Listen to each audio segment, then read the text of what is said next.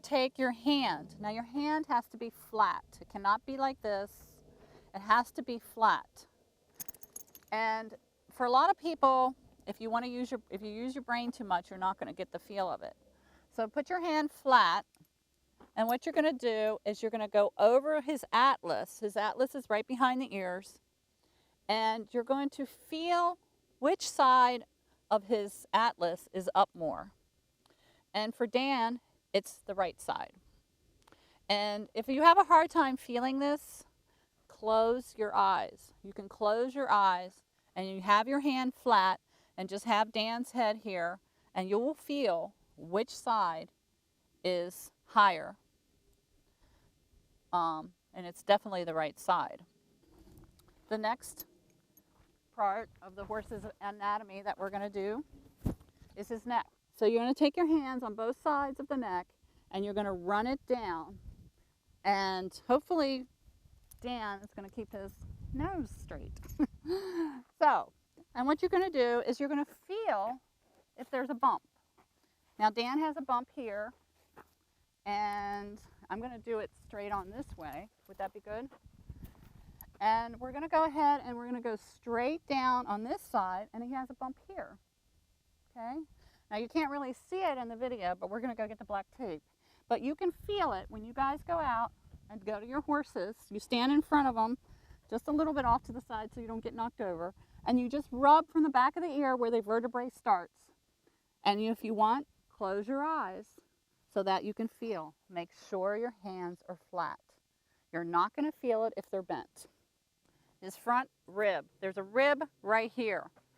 So you have to put it up here by his withers where this tape is. Your other finger would be your index finger. And then you have to push in here to see if it's hard or not. And signs for this would be not able to pick up the right lead or the left lead, and not holding for the farrier. This is a very good example of why horses end up in rescues. This horse's withers are out really bad. So you take your two hands, you lay it over his back spine, and you move up and you twitch. And you see how he's twitching, especially here. See how he's twitched? Very bad. But this is the part that's really giving this horse pain. So then what you're going to do is you're going to come here and you're going to push in here. And his ribs are there. They're fine. He's not twitching. Okay?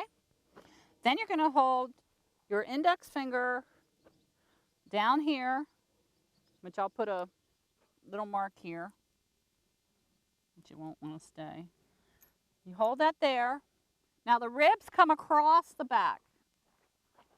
They come across the back. It's in the workbook. And they line here. They're not here. They're not here. His ribs connect to his spine right here. Okay? But you have to have your energy down here with a finger. So watch. I'm going to go ahead and start at the base of his withers. And I'm going to push and see if he buckles. And he buckles just a little bit right there. Did you get that? There. Get that one? I'll go like this. There we go. Got it? So he's hit that rib is misaligned. So he's going to be uncomfortable when his owner rides him there because it's twitching. Okay? His stifles. All you do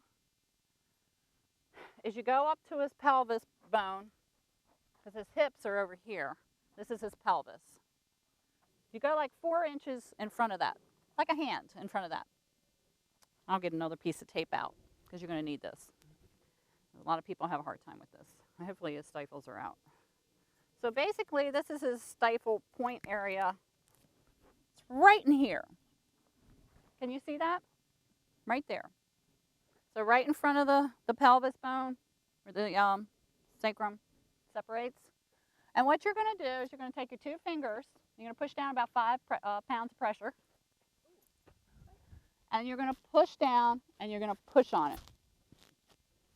And then they'll buckle, but his are in.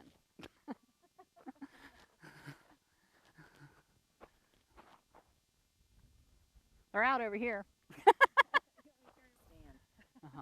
So then you see how he buckles?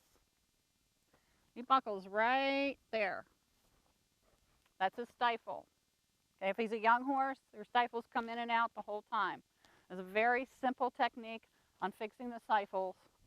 Very easy to fix. But I'm going over the pain points now. Okay? So now what you have is the hips.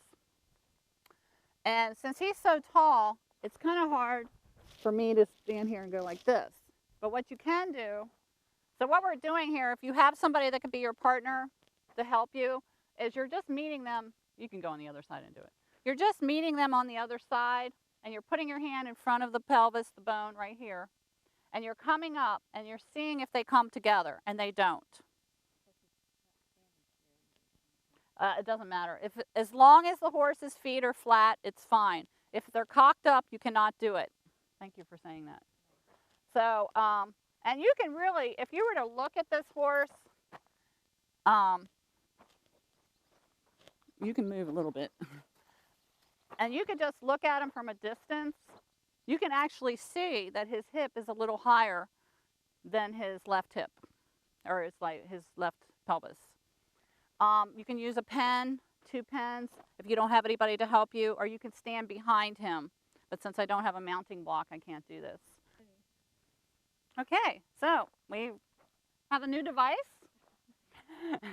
And this works out great. I'm so happy I'm doing this tape because lots of times I'm alone and I don't want to be kicked. And so what you can do is, if you don't have anybody to help you, and you can't see it for yourself in the blind's eye, you can take a piece of tape and go into the front and see if they line up. And you can see clearly that they don't.